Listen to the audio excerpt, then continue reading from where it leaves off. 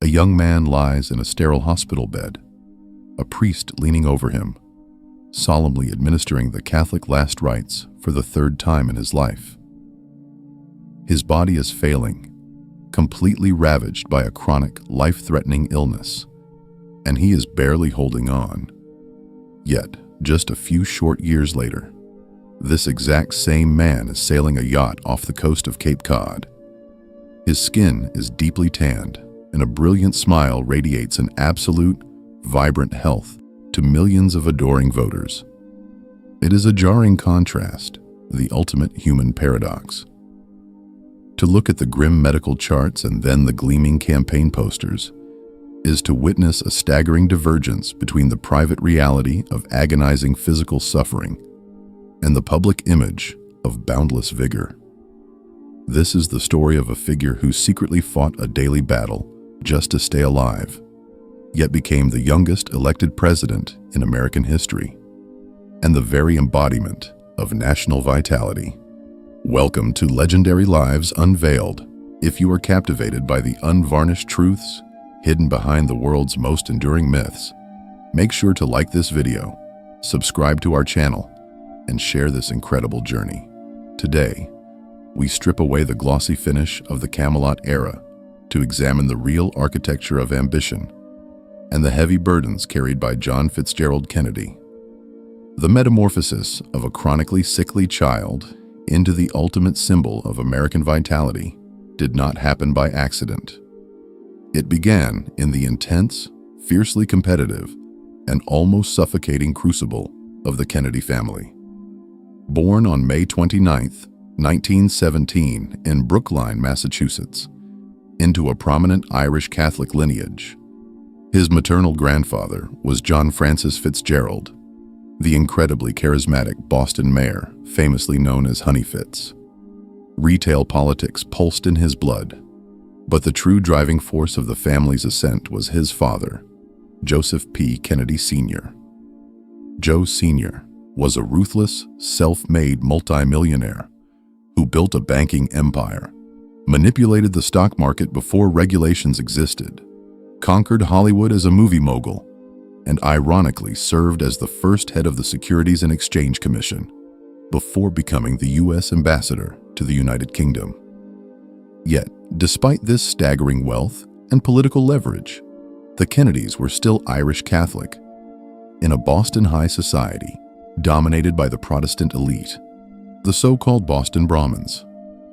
This elite society enforced a deeply entrenched, no Irish need apply culture, a systemic social blockade where elite country clubs and boardrooms actively shunned them. Joe Sr. realized that to beat this system, his children could not merely be good. They had to be undeniably, overwhelmingly dominant to force their way in. He instilled a relentless, punishing, competitive drive across his 9 children, demanding excellence in every endeavor, from winning at sports to rigorous interrogations on current events and international policy at the dinner table.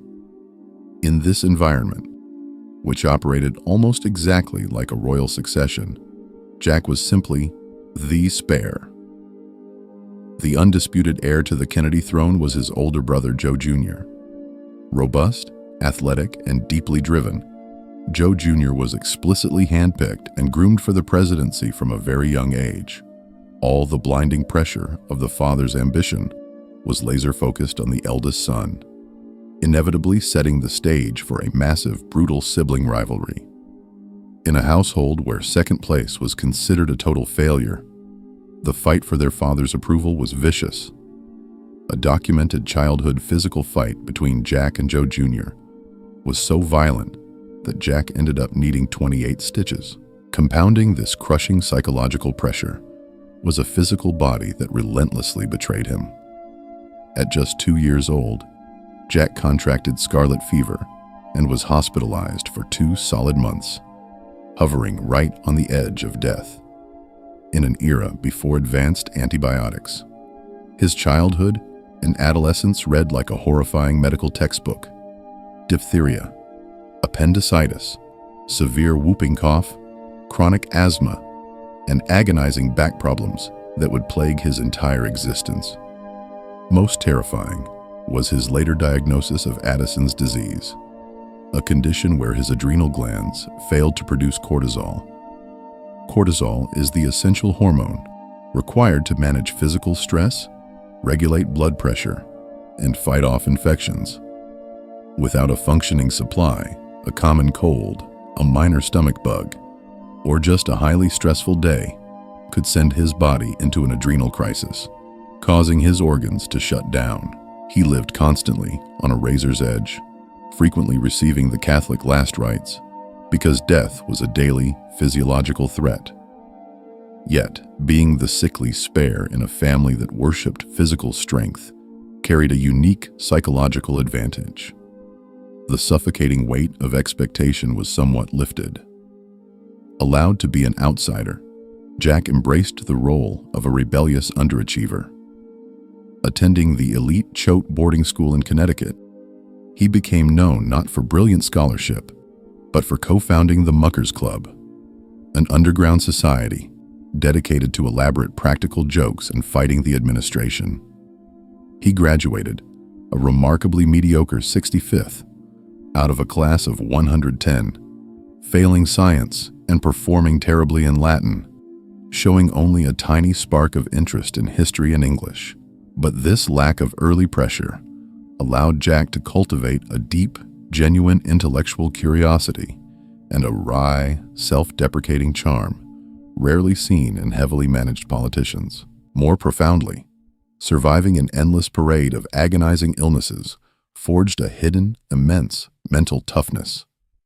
He learned to compartmentalize terror and endure pain without complaining. This intellectual and psychological transformation ignited when he arrived at Harvard. Initially playing the role of a wealthy playboy, history dramatically intervened during a fateful tour of Europe on the eve of World War II. Because his father was the U.S. ambassador to the UK, Jack possessed a VIP front-row seat in the diplomatic galleries, watching firsthand as democracies faltered and totalitarianism rose. This profound exposure sparked his intellect permanently. Returning to Harvard, he poured these observations into his senior thesis on Britain's tragic lack of readiness for the looming war. The thesis was so insightful that his father used connections to publish it as a book in 1940 titled Why England Slept, which became a massive bestseller. However, when the United States entered the war after Pearl Harbor, intellectual prowess was no longer enough. The sickly spare felt a burning need to prove his physical courage and stand shoulder to shoulder with his golden boy brother. Predictably, military doctors reviewed his extensive medical history, the bad back, chronic ulcers, and asthma, and immediately classified him as 4F, medically unfit for service. In a staggering inversion of the usual historical narrative, where elite privilege is used to secure safe desk jobs away from combat, Jack used his immense family connections to force his way into the line of fire. Joe Sr. called in a major favor from Captain Alan Kirk, the director of naval intelligence, forcing the Navy to accept Jack. Jack was given command of a patrol torpedo boat, PT-109, a heavily armed, incredibly fast 80-foot mahogany vessel stationed in the brutally contested waters of the Solomon Islands in the South Pacific. Here, the Kennedy legend was forged in fire. On the dead, pitch-black night of August 2, 1943, with zero visibility, Jack and his crew of 12 were out on patrol in the Blackett Strait, idling their engines to hunt the Tokyo Express, Japanese barges supplying troops. Suddenly, emerging from the sheer darkness at massive speed, the Japanese destroyer Amagiri rammed directly into the starboard side of PT-109, slicing the wooden boat completely in half. 2 crew members, Kirksey and Marnie, were killed instantly. The fuel tanks ruptured, spilling high-octane aviation fuel across the water, which immediately caught fire. In the chaos of a sinking boat and a burning ocean, Kennedy miraculously rallied the 11 surviving men scattered in the water. Realizing they had to abandon the wreckage to avoid capture or drowning, they faced a grueling 3-mile swim to a tiny deserted island. Kennedy, suffering from a chronically degenerating spine, found a badly burned crewmate named Patrick McMahon, who could not swim. In an astonishing feat of human endurance, Kennedy took the strap of McMahon's life jacket, clenched it firmly in his teeth, and swam breaststroke for 4 agonizing hours, towing the injured man the entire 3 miles to Plum Pudding Island. They survived in pure survival mode for 6 days, subsisting on coconuts and rainwater while moving from island to island. Finally, Kennedy carved a distress message into a coconut shell. Nauru ISL, Commander Native, knows posit. He can pilot 11 alive, needs small boat Kennedy. Entrusting it to 2 incredible local coast watchers, Byuku Gasa and Ironi Kumana, who paddled through enemy-infested waters to an Allied base. Their rescue was successfully coordinated. Awarded the Navy and Marine Corps Medal and a Purple Heart, Jack returned home a certified war hero. When asked by the press how he became a hero, he deployed brilliant, self-deprecating PR. "It was involuntary. They sank my boat." The ordeal was a profound masterclass in crisis leadership. He managed intense panic and made life or death decisions in the dark, skills that would later define his presidency. But just as Jack proved himself, the trajectory of his life violently pivoted. In August 1944, a devastating blow struck the family. Joe Jr. was killed when his plane exploded prematurely in midair while volunteering for Operation Aphrodite, a top-secret, highly dangerous bombing mission over Europe.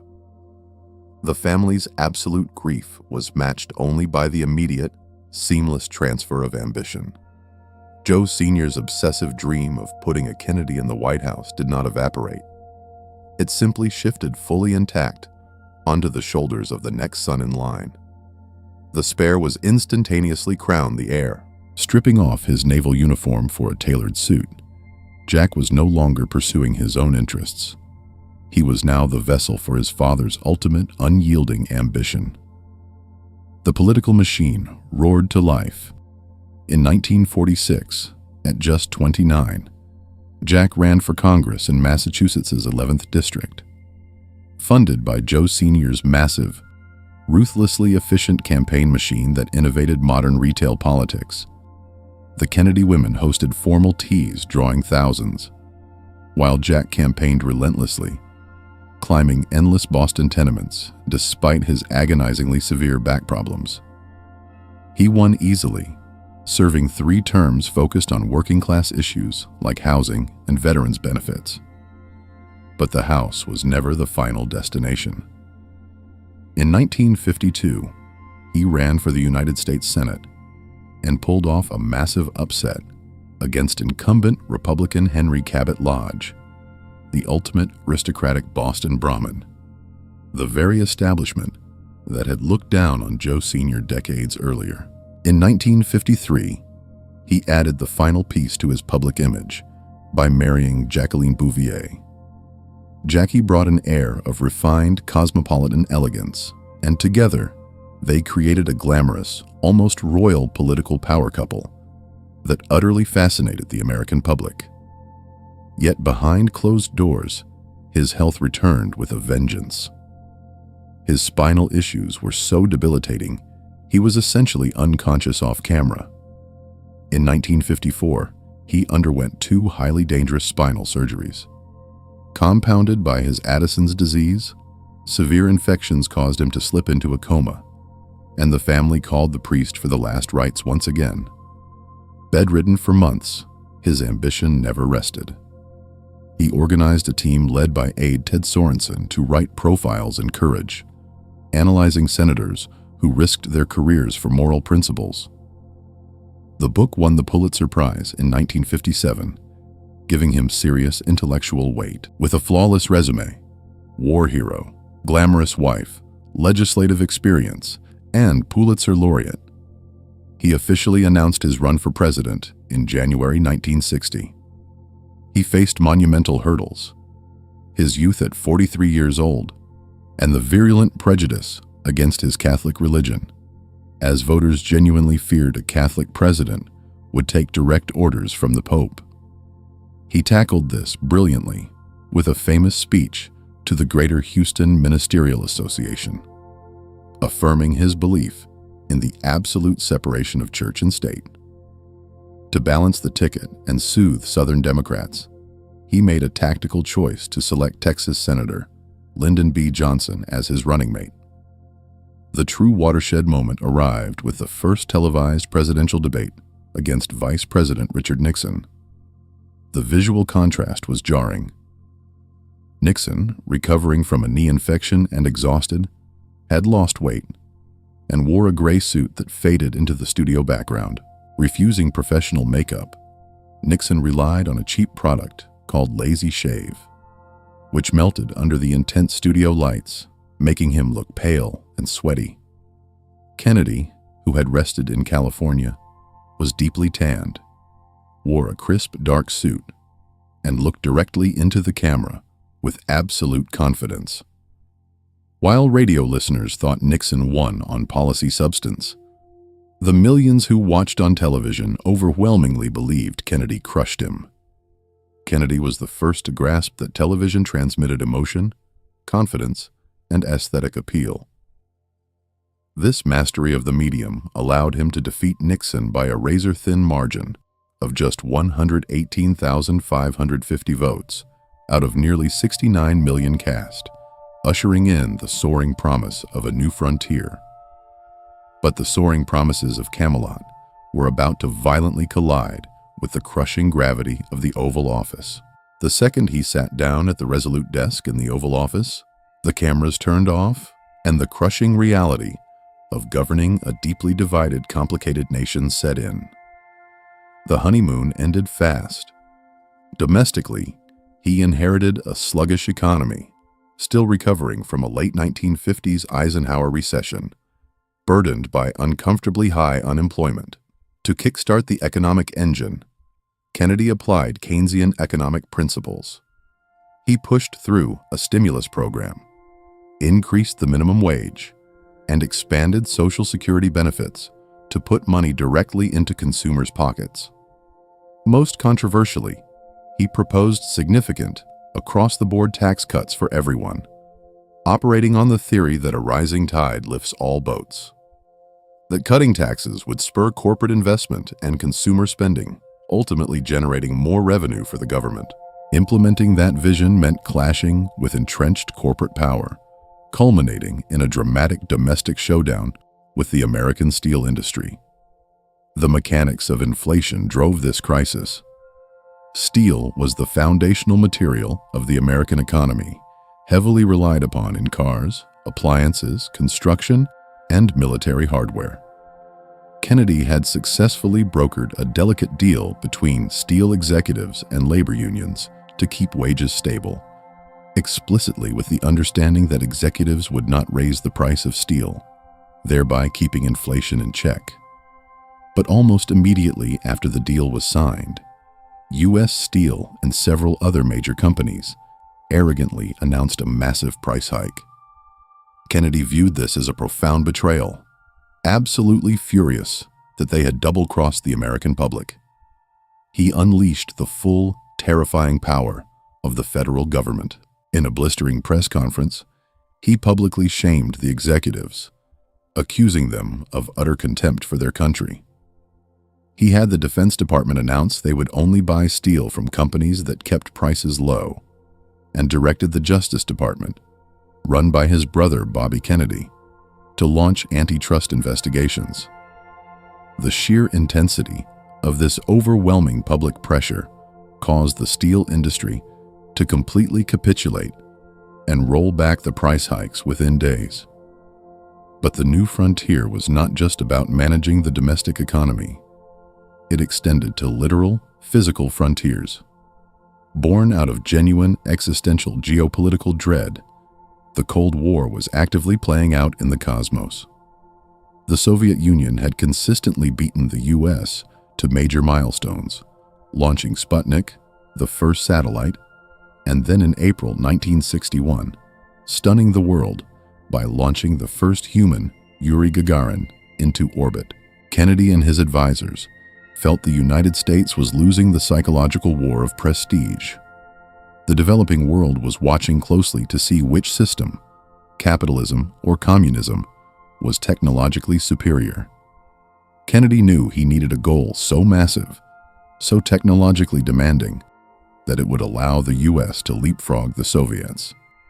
Standing before Congress, and later at Rice University, he made one of the most audacious commitments in human history, landing an American on the moon and returning him safely to the Earth before the decade was out. He declared, "We choose to go to the moon in this decade and do the other things, not because they are easy, but because they are hard." This iconic rhetoric was backed by hard cash, surging the funding for NASA's Apollo program to unprecedented levels. While he was looking up at the stars trying to unify humanity's ambitions, his most volatile immediate domestic crisis was burning right here on Earth, the civil rights movement. His historical legacy here is incredibly complicated and requires deep analysis. Widely remembered today as a great progressive champion of civil rights, the legislative record reveals he didn't actually pass any major civil rights legislation while he was alive. To reconcile this, one must look at the brutal political tightrope he was walking every single day. Having won the election by a microscopic margin, he was heavily reliant on the Democratic Party's Solid South. Southern Democrats who fiercely and violently opposed racial integration. Kennedy desperately needed the committee chairman from the South to pass his economic bills and foreign policy initiatives. If he pushed too hard on civil rights, they would completely blockade his entire presidency.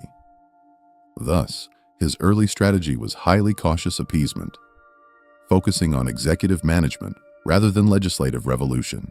He utilized executive orders to enforce existing voter rights laws and, to appease his Southern base, made the morally compromising decision to appoint several staunchly segregationist judges to federal courts in the South.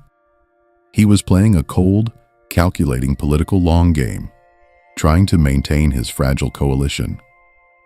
But the moral crisis in the streets of America couldn't wait for his political calculus to align. Activism in the South was escalating rapidly, with freedom riders being brutally attacked. The pressure from below forced his hand. He had to deploy federal marshals and eventually federalize the National Guard to force the integration of universities, specifically ensuring James Meredith could attend the University of Mississippi and later standing down Governor George Wallace at the University of Alabama. Finally, in the spring of 1963, televised images of peaceful marching children in Birmingham being viciously attacked by police dogs and high-pressure fire hoses shocked the conscience of the world. Kennedy reached a breaking point, realizing he could no longer merely manage the issue. He had to lead it. In June 1963, he went on national television and delivered a speech that fundamentally changed the presidency's relationship with race. He explicitly framed equality not just as a legal issue or a political annoyance, but as a profound moral issue, stating it was as old as the scriptures and is as clear as the American Constitution. He finally proposed the comprehensive legislation that would tear down Jim Crow, which would eventually become the Civil Rights Act of 1964.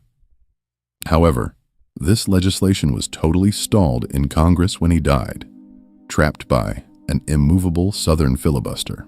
It ultimately took the masterful, relentless, and sometimes ruthless legislative maneuvering of his successor, Lyndon B. Johnson, combined with the nation's profound collective grief over Kennedy's assassination, to break the filibuster and push those landmark laws over the finish line. Kennedy provided the crucial visionary rhetoric and moral framework broadcast directly into living rooms. But the harsh, grinding gears of a divided Congress kept the actual legislation trapped while he breathed. Meanwhile, the international stage was a literal powder keg, threatening immediate global nuclear annihilation. His foreign policy was a trial by fire from day one, and his very first major trial resulted in a catastrophic, humiliating failure.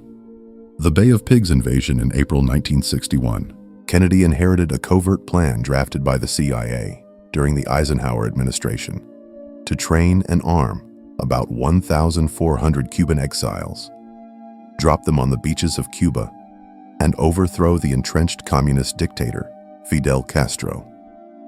The underlying logic of the CIA's plan relied on a massive fatal assumption that once the exiles landed, the Cuban populace would spontaneously rise up in armed rebellion against Castro to support them.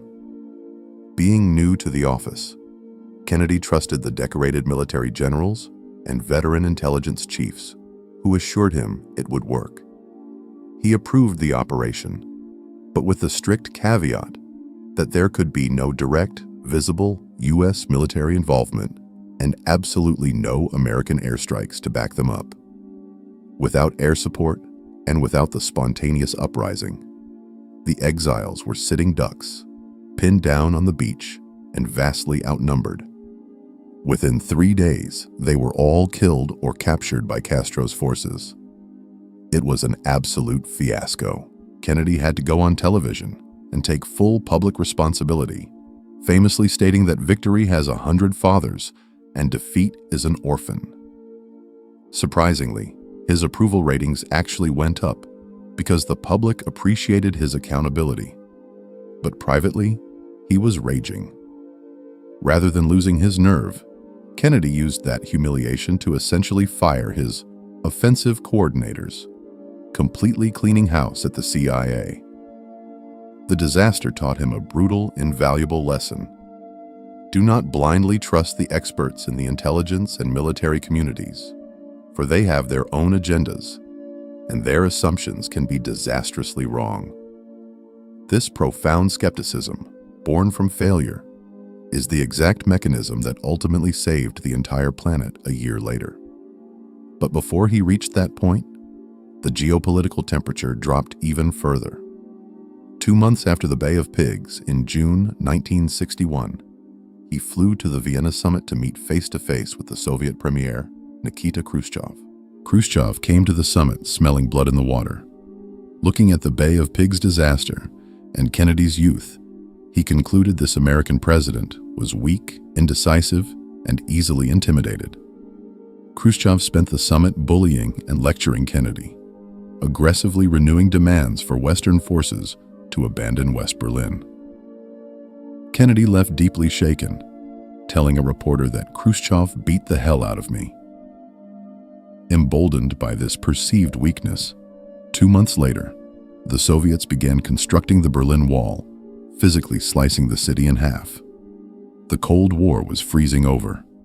This escalating tension collided in October 1962, generating the defining, most dangerous moment of the 20th century, the Cuban Missile Crisis.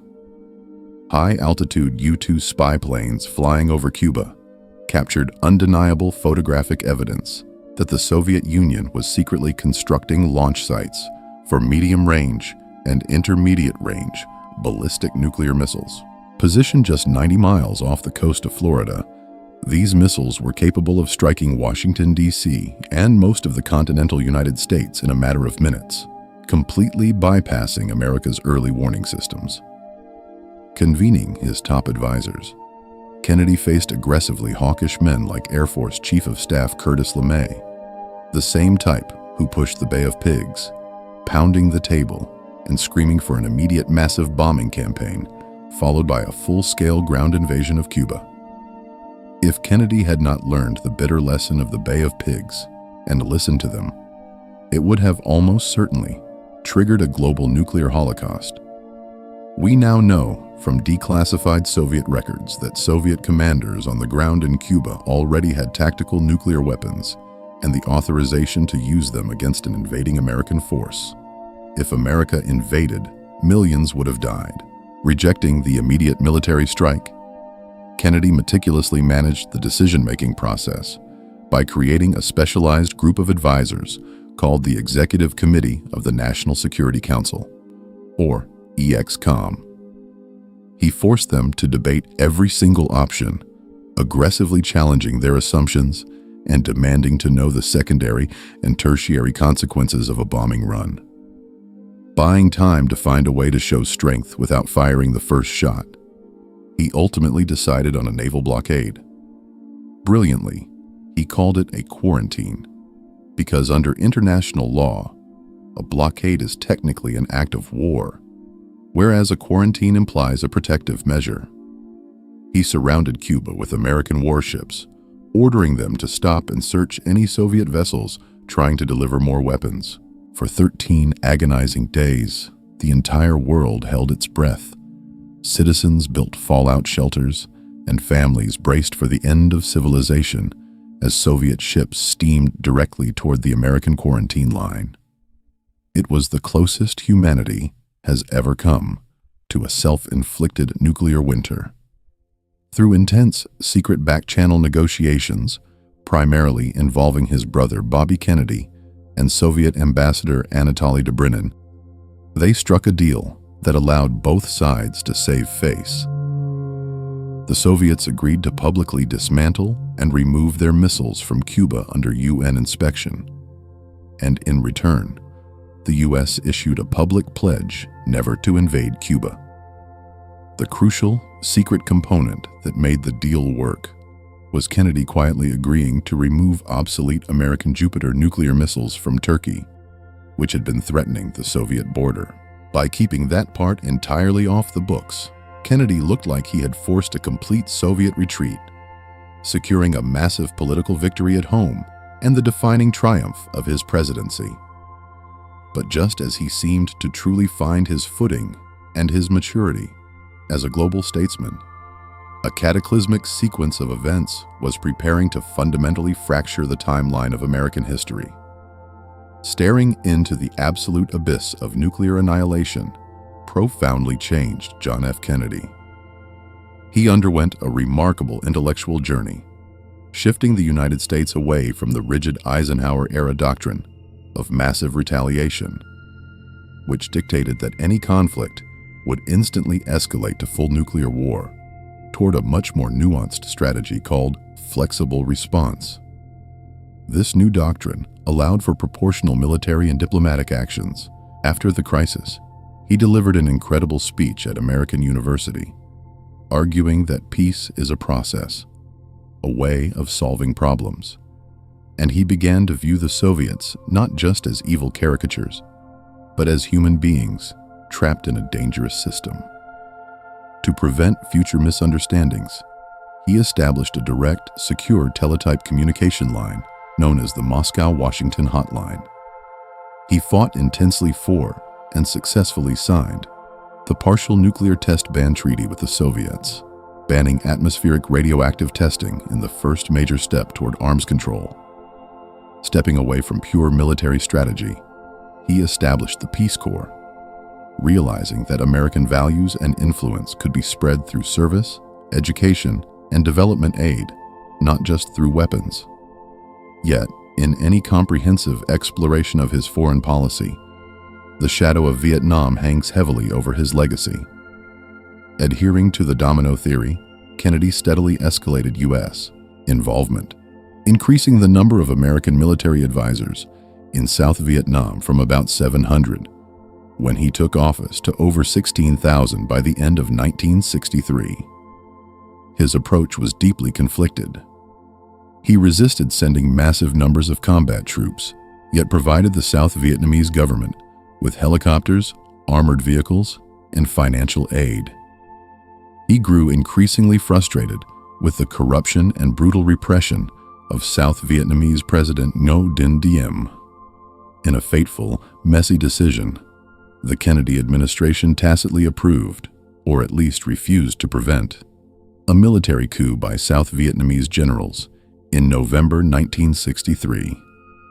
That coup resulted in the assassination of Diem, leaving a deeply unstable, chaotic political vacuum in Saigon that would eventually draw America into a devastating decade-long war. It leaves historians with the great, internally debated, unanswered question of his presidency. What would he have done in Vietnam if he had lived? Would he have pulled out, recognizing the futility, or would he have escalated exactly as his successor did? Tragically, that question remains unanswerable, because just as he seemed to truly find his footing as a global statesman, his journey was violently cut short. This brings us to November 22, 1963, a sequence of events that fundamentally fractured the timeline of American history and inflicted a trauma that still haunts the national psyche today. Kennedy was on a multi-city political trip in Texas, performing standard political maintenance to mend fences among warring factions of the Texas Democratic Party and to raise funds for his upcoming 1964 re-election campaign. Because the weather had cleared up, the protective bubble top was removed from the presidential limousine. He rode in an open-top motorcade through the streets of downtown Dallas, turning into Dealey Plaza, alongside his wife Jackie, Texas Governor John Connally, and Nellie Connally. The crowds were massive and adoring. At approximately 12:30 p.m. Central Time, as the limousine slowly passed the Texas School Book Depository, the fatal shots rang out. The mechanics of the shooting are grim but necessary to state. He was struck twice.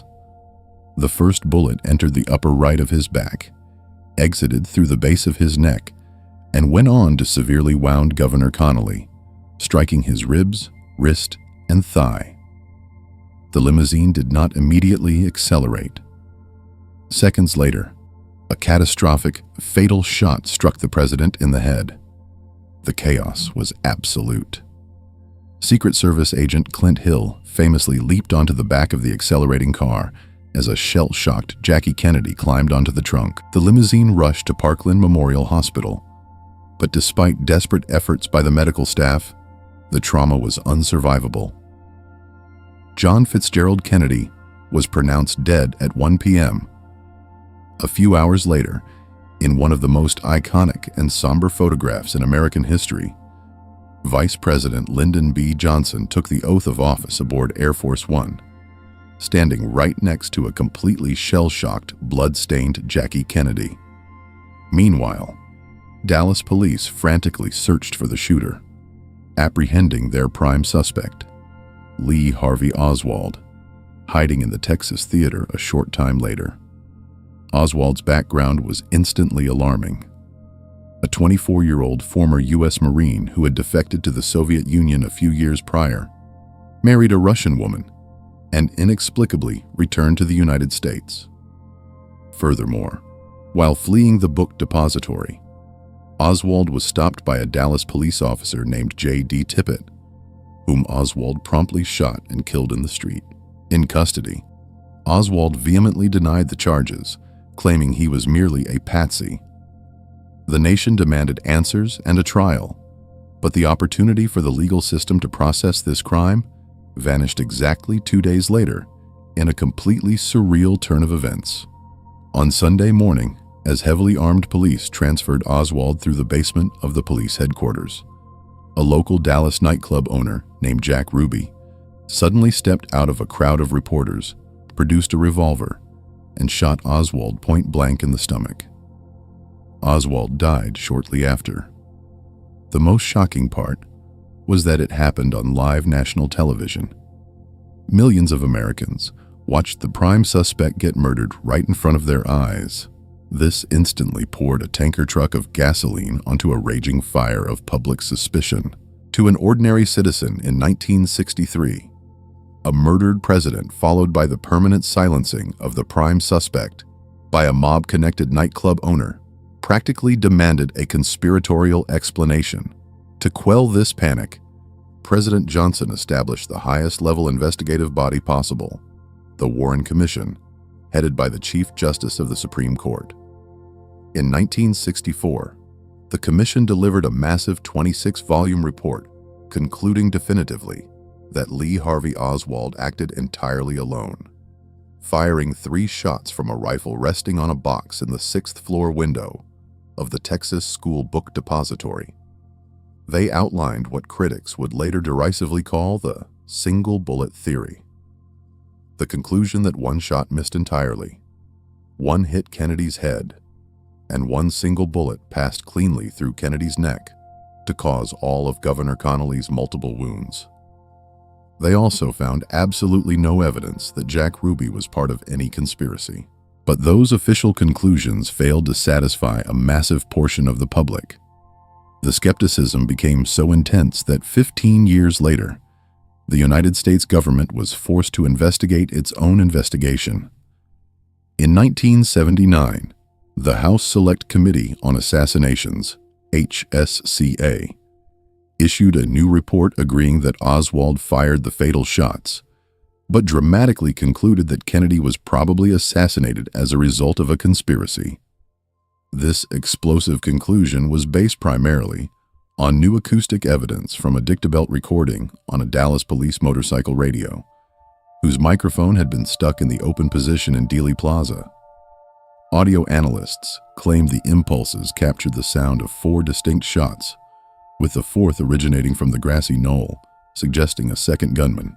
However, in the years following, rigorous scientific reviews, most notably a comprehensive study by the National Academy of Sciences, strongly disputed this acoustic evidence, concluding that the sounds on the dictabelt were actually recorded after the assassination had already taken place. With such conflicting official narratives, the public obsession endures. But this obsession is truly a manifestation of the profound psychological trauma of the event itself. The assassination violently shattered the post-World War II illusion of domestic safety, boundless optimism, and national consensus.